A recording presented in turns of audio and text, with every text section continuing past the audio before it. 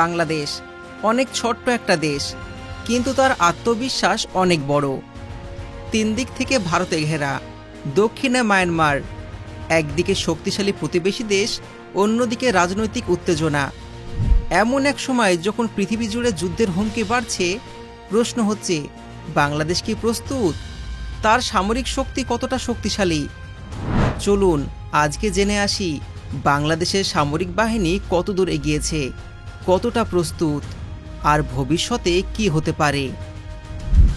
আজকের ভিডিওটা সেই সমস্ত মানুষের জন্য যারা বাংলাদেশকে দুর্বল ভাবছেন, যারা মনে করছেন সামরিক শক্তির দিক থেকে বাংলাদেশ অনেক পিছিয়ে। আজকের ভিডিওটা সেই সমস্ত মানুষের জন্য। তো চলুন শুরু করা যাক।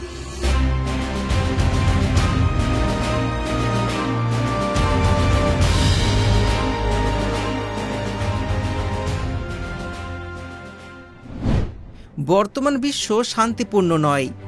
ইউক্রেন রাশিয়া যুদ্ধ, ইসরায়েল ইরান সংঘাত, চীন তাইওয়ান উত্তেজনা, প্রতিটি ঘটনায় বিশ্বকে নতুন করে অস্ত্রের দৌড়ে নামিয়েছে। ইরান ইসরায়েলের মধ্যে চলমান সংঘাত শুধুমাত্র মধ্যপ্রাচ্য নয়, প্রভাব ফেলেছে দক্ষিণ এশিয়াতেও। ইরান 1979 সালে ইসলামী প্রজাতন্ত্রের হওয়ার পর থেকেই ইসরায়েলের বিরুদ্ধে কঠোর অবস্থান নিয়েছে। হামাস, হিজবুল্লাহর মতন গোষ্ঠীগুলোকে সমর্থন করে ইরান, আর ইসরায়েল এটাকে দেখে নিরাপত্তার বড় হুমকি হিসাবে। পারমাণবিক চুক্তি, গুপ্তচর হামলা, ড্রোন আক্রমণ, সব মিলে ইসরায়েল ইরান যুদ্ধের সম্ভাবনা যে কোনো মুহূর্তেই বড় পরিসরের রূপ নিতে পারে। আর এমন পরিস্থিতিতে সব দেশে নিজেদের সুরক্ষায় মনোযোগী, তাই পিছিয়ে নেই বাংলাদেশও। বাংলাদেশের সামরিক বাহিনী নিয়ে অনেকেই জানে না যে এটি শুধুমাত্র জাতির নিরাপত্তা নয়, আন্তর্জাতিক শান্তি মিশনে বড় ভূমিকা রাখছে। গ্লোবাল ফায়ার পাওয়ার 2024 সালের তথ্য অনুযায়ী বিশ্বের 37তম শক্তিশালী সেনাবাহিনী বাংলাদেশের। বাংলাদেশ সেনাবাহিনীতে বর্তমান জনসংখ্যা 1,63,000। আধা সামরিক বাহিনী আছে 68,000, বিমান বাহিনী আছে 17,400, ঠিক ওখানেই নৌবাহিনী আছে 25,100 জন। বর্তমানে বাংলাদেশের প্রতিরক্ষা বাজেট প্রায় 3.3 বিলিয়ন মার্কিন ডলার, যা আগের বছরের তুলনায় 11% বৃদ্ধি পেয়েছে। তবে 2025-26 অর্থ বছরে এই বাজেট কমিয়ে 4,698 কোটি টাকা করা হয়েছে, যা আগের বছরের তুলনায় প্রায় 3.1% কম। এই বাজেটের মধ্যে মূলত বেতন, রক্ষণাবেক্ষণ এবং অপারেশনাল খরচের জন্য বরাদ্দ করা হয়েছে, আর উন্নয়ন খাতে বরাদ্দ তুলনামূলকভাবে কম। এবার আমরা দেখে নেব সামরিক বাহিনীর মূল অস্ত্র। যুদ্ধক্ষেত্রে অস্ত্রই সবসময় কাজে লাগে। বাংলাদেশের কাছে শক্তিশালী এবং মারাত্মক ট্যাঙ্ক আছে 320টি, কামান রয়েছে 215টি, মোবাইল রকেট প্রজেক্টর রয়েছে 71টি, যুদ্ধবিমান রয়েছে 40টি, ভয়ঙ্কর হেলিকপ্টার রয়েছে 73টি, মোট যুদ্ধজাহাজ রয়েছে 190টি। এছাড়া রয়েছে 13,000-এরও বেশি সামরিক যান।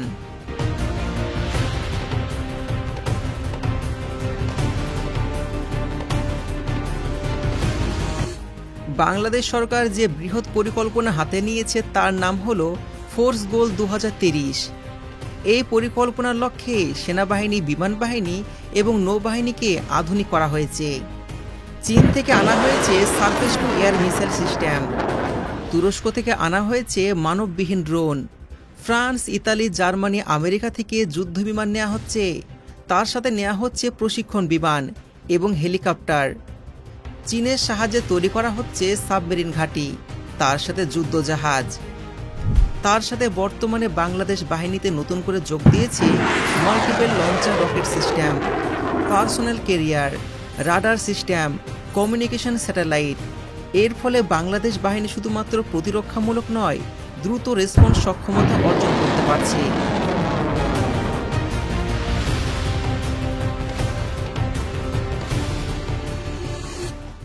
এবার আমরা দেখে নেব বাংলাদেশ নৌবাহিনী আসলে কতটা শক্তিশালী। বাংলাদেশ নৌবাহিনীর কাছে বর্তমানে রয়েছে 190টি যুদ্ধজাহাজ, বিভিন্ন প্রকার মিসাইল ডক, 362টি নৌযান, তার সাথে বর্তমানে 2টি সাবমেরিন তৈরি করার পরিকল্পনা হাতে নিয়েছে। এছাড়া ইতালি থেকে হেলিকপ্টার ও চীনা সমর্থনে সাবমেরিন বেস গড়ে তোলা হচ্ছে। বাংলাদেশ সেনাবাহিনী তাদের বিমানকে আরও উন্নত করছে। British MK5, German training jet ও ইতালিয়ান UAV ড্রোন এর মধ্যে নতুন করে সংযোজন করা হচ্ছে।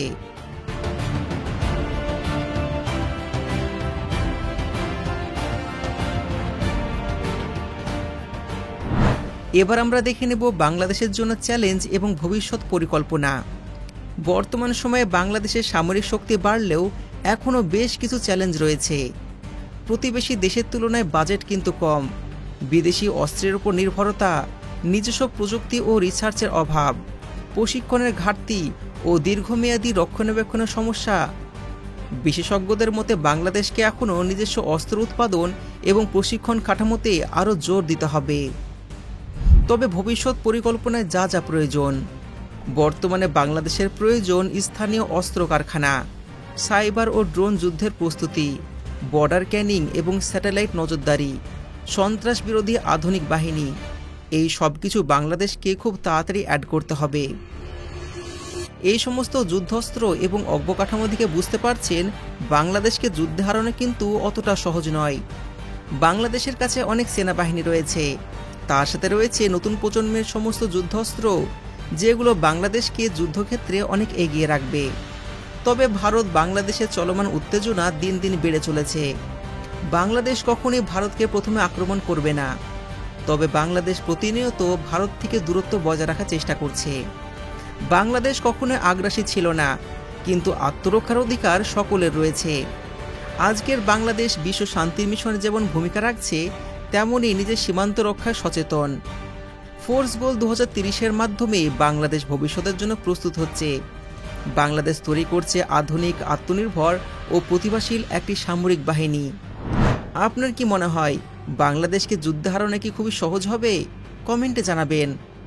দেখা হচ্ছে পরবর্তী ভিডিওতে। ধন্যবাদ।